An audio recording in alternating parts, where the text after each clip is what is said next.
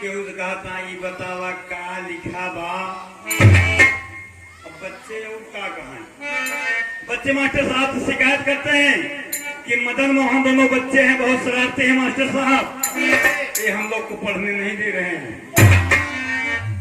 तो मास्टर साहब बुला के पास में जाओ और डंडा लेकर के हाथ में बाबूजी मदन मोहन को कहते हैं सुन कहां पढ़ाइए बचवा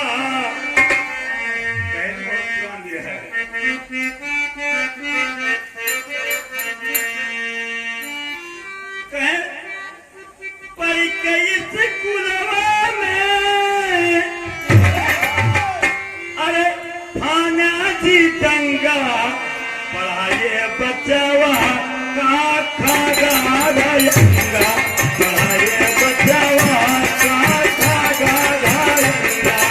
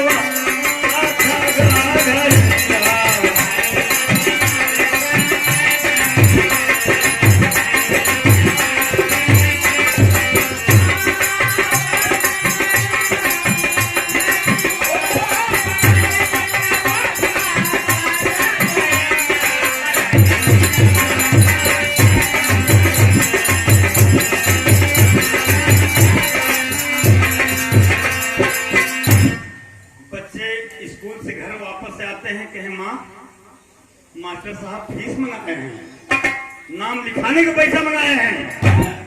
अपने देवर और जेठौस से जाकर के पार्वती कहती है कि हमारे बच्चे पढ़ना चाहते हैं, कुछ आप लोग मदद कीजिए, पैसा दीजिए। अगर तेरे बच्चों को दारू पीना है तो मेरे पास भेज दे, सुबह खेलना है तो मेरे पास भेज दे, पढ़ने के लिए कोई पैसा नहीं है। अरे बाप रे, पार्वती बोलती है कि तो गंदी बात है। तो लौट के वापस आती है, मदन मोहन से कहती है बेटा पैसा तो नहीं मिलेगा, रहने तो पढ़ाई करने के लिए। वही मदन छोकरवा हंस के मोहन से कहने लगा कि बालापन पाए नहीं सीखे ये मुन्ना, बालापन पाए नहीं सीख। अब चली बीरना नगरिया के तरीके, चली के कतहूं मागी हमें तू ही।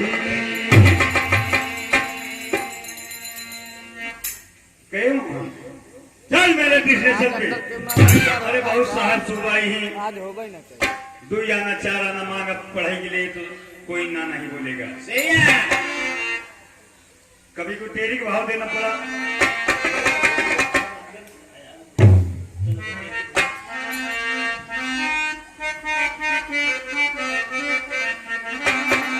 अरे सहनाई किसने छेड़ा बेसुई, सहनाई किसने छेड़ा बेसुई, कवित है मन मयूर मुख मंडल पे तन्हाई, सहनाई किसने छेड़ा बेसुई।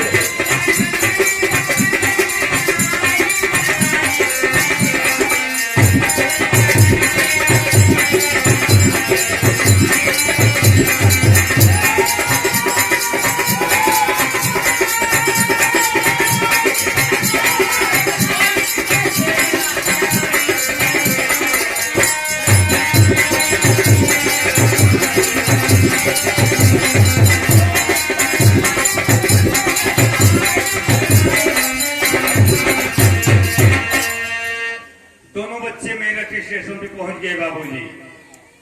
कहें तब तक गाड़ी आ गई, ट्रेन आ गई और मेरठ स्टेशन पर रुकी और दोनों बच्चे चढ़ गए। ओ बड़ा भाई मदन चढ़ गया, नीचे मोहन को रोक दिया। बच्चा मुन्ना तुम यहीं खड़े रहो, मैं आ रहा हूं कुछ साहब सुबह से पैसा मांग के। डिब्बे में चढ़ गया बाबूजी और बड़े बड़े साहब लोगों का जूता साफ करता है। जूता साफ कर रहा है और गोड़ पकड़ के सबको पांव छू रहा है कि बाबूजी, ए बाबू 2 आना 4 आना दे दा। हम लोग चोरी डकैती नहीं करना चाहते हैं, पढ़ना चाहते हैं, हम बहुत गरीब हैं। तो क्या कहता है मदन? कहे कि बाबूजी बाबूजी हमारी कहानी सुन ला, जरा सी जबानी सुन ला, कर दो मदद मेरी यार, हम हैं गरीब मोहताज। बाबूजी बाबूजी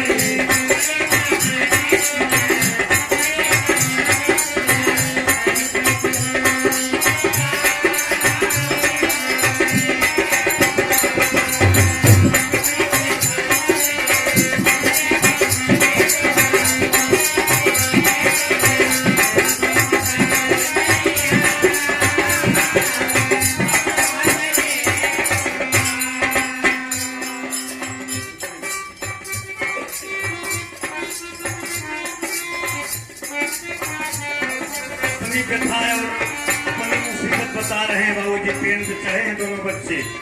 मदन बता रहा है कि बाबूजी आग में जल के पिताजी मर गए, विधवा माता अकेली, विधवा माता अकेली।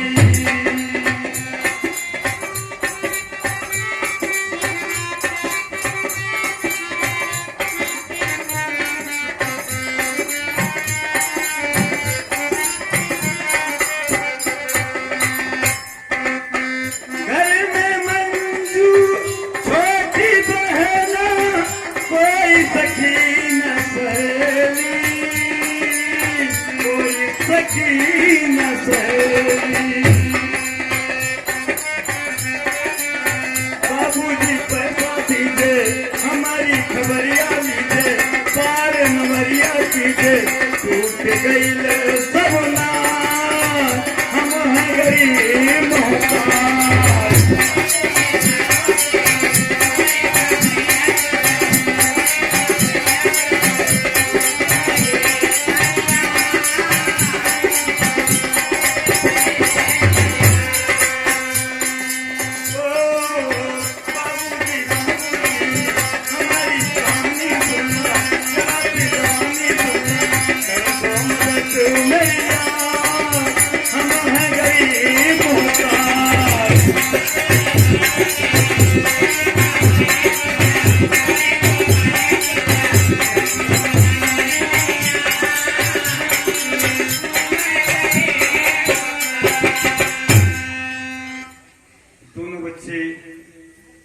बाबूजी नीचे मोहन खड़ा है। मोहन नीचे सोच रहा है कि मैं भी भिक्षा मांगूं। तब तक बाबूजी ट्रेन हॉर्न दिया और ट्रेन रवाना हो गई। ट्रेन तो चल गई और मोहन नीचे खड़ा होकर स्टेशन पे देख रहा है कि रे ये तो गाड़ी चल दी, इसमें मेरा बड़ा भाई है मदन। क्या मदन, रुक जा मुन्ना, ए ड्राइवर बाबू रुक के। लेकिन ट्रेन कहाँ रुकने वाली है? एक साहब पूछे बाबूजी एक ट्रेन जा रही है? कि हम नहीं तो जा रहे तो अगले स्टॉप पे रुकेगी। अरे बाप रे, मोहन बेचारा सोच रहा है कि हमारा बड़ा भाई मदन उसी ट्रेन में है। के मदन रोक के ड्राइवर, गाड़ी रोक के। पीछे पीछे दौड़ते चला जा रहा है बाबूजी। ट्रेन तो काफी रफ्तार पकड़ ली और ट्रेन आगे निकलती चली गई। तो उड़ान में देखे मास्टर,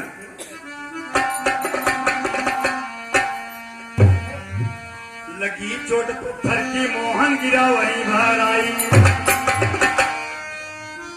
लगी चोट पत्थर की मोहन गिरा वहीं बाहर आई।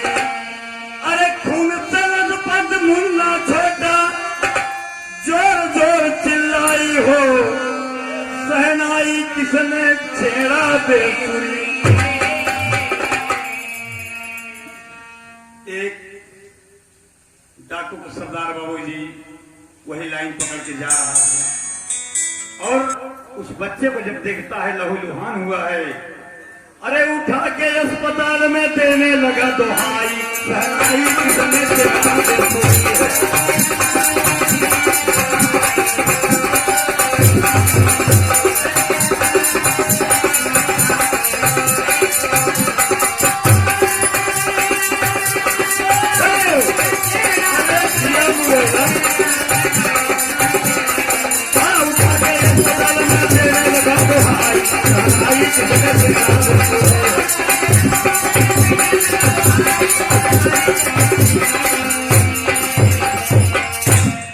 देखिए दोनों भाइयों का साथ यहीं से बिछड़ जाता है बाबूजी। माता पार्वती घर पे इंतजार कर रही है कि हमारे दोनों बच्चे अभी तक आए नहीं। जो कुछ रूखी सूखी है बाबूजी भोजन बना के देख रही है पार्वती रा, लेकिन बच्चे तो बिछड़ गए। इसको उठा लिया डाकू का सरदार, ले जाकर के भर्ती कर दिया अस्पताल में बाबूजी। दुहाई देने लगा कि हे भगवान, आज तो कुछ हम अपने जिंदगी में एक नेक काम कर रहा हूं। बच्चे को जब होश आती है तो बच्चे से पूछता है कि मुन्ना तुम्हारा नाम क्या है? हाँ, मेरा नाम बच्चा भूल गया। तुम्हारा घर कहाँ है? किस गांव के रहने वाले हो? किस जिले के रहने वाले हो?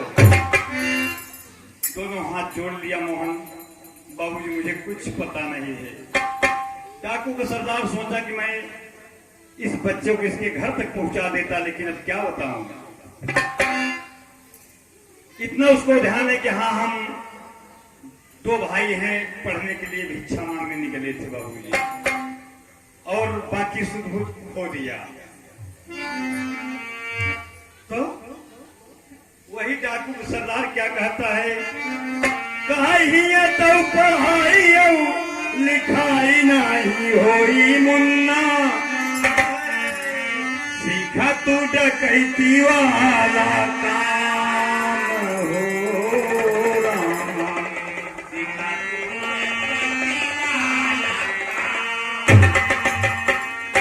आज से तो ही सब परसु कई हैं, वैसे तोहरा नाम परशुराम।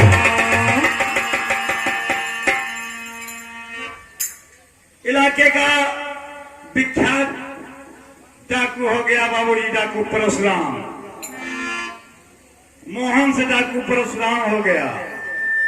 यहाँ की बात यही छोड़ दीजिए, और जो मदन ट्रेन में जा रहा है बाबूजी, उसको एक बहुत बड़े MBBS डॉक्टर से मुलाकात हो जाती है। डॉक्टर साहब बुलाते हैं, बच्चे यहाँ आओ, क्या नाम है तुम्हारा? कहें सर मेरा नाम मदन है। कहें तुम किस लिए भिक्षा मांग रहे हो? कहें साहब मैं पढ़ने के लिए भिक्षा मांग रहा हूँ। कहें तुम पढ़ोगे? कहें हाँ बाबूजी मैं पढ़ूंगा। कहें तुम जितना पढ़ोगे मैं उतना पढ़ाऊंगा, और तुमको पढ़ा लिखा करके मैं एक बहुत बड़ा डॉक्टर बनाऊंगा।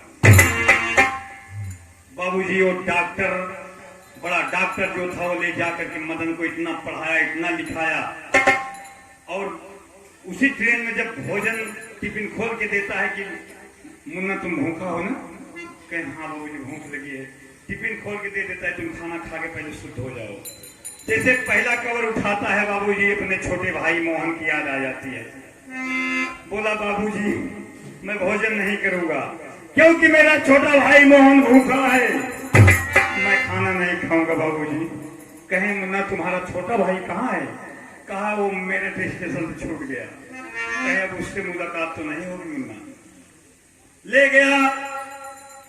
डॉक्टर साहब ने मदन को इतना पढ़ाया बाबूजी, पढ़ा करके एक बहुत बड़ा डॉक्टर बना दिए। डॉक्टर मदन इंचार्ज, बड़ी अस्पताल का बड़ा डॉक्टर हो गया बाबूजी मदन कुमार। वक्त गुजरता गया और इधर मां पार्वती, मंजू बिटिया धीरे धीरे सयानी हो गई और मंजू पूछ रही कि मां मदन भैया और मोहन भैया नहीं आए। और बाबूजी इसी बीच जब वो सयानी हो गई तो उसी गांव के मुखिया हैं, जो मुखिया का बेटा है जिसका नाम राकेश है, उससे वो मंजू प्यार करने लगी। जब शादी की बात थी दोनों में हुई तो मुखिया साहब ने कहे कि 50,000 रुपया नगद दहेज चाहिए और एक गाड़ी चाहिए। बेचारी पार्वती इतना गरीब, जिसका पति बाबूजी बहुत जल्दी खत्म हो जाए, वो बेचारी कहां पैसा इकट्ठा करेगी। और एक दिन मुखिया साहब बैजू किसान के दरवाजे पे आ गए और देखते गए पार्वती बाबूजी मुखिया के यहाँ पर बराबर काम धाम करने जाती थी और मेहनत मजदूरी से अपने बच्चों को पेट पालती थी। तो देखा मदन को, देखा मुखिया ने कि मंजू सयानी है। कहे पार्वती किसकी लड़की है? कहे मुखिया साहब हमारी लड़की है। कहे कल तुम काम पे नहीं आओगे, इस लड़की को भेज देना काम पे और 10 रुपया रोज मिलेगा इसे।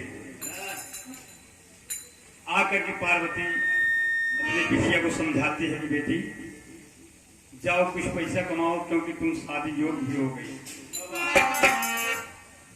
तो देखें तज लगा मास्टर। सच धज के मंजू जब काम पे जाने लगी तो और सखी सहेली के मंजू, अरे आज बहुत सब धज के जात बाड़ू, क्या बात है? हमारे मुखिया दादा के घर में नौकरी लगल बे, मुझे मिल गया बहाना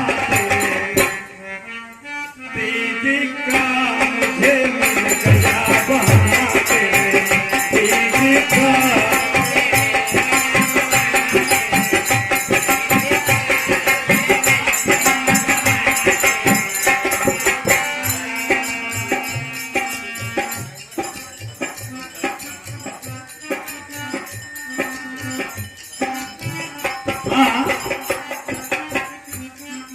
आप मान्य देखे भाई कल्लू शर्मा के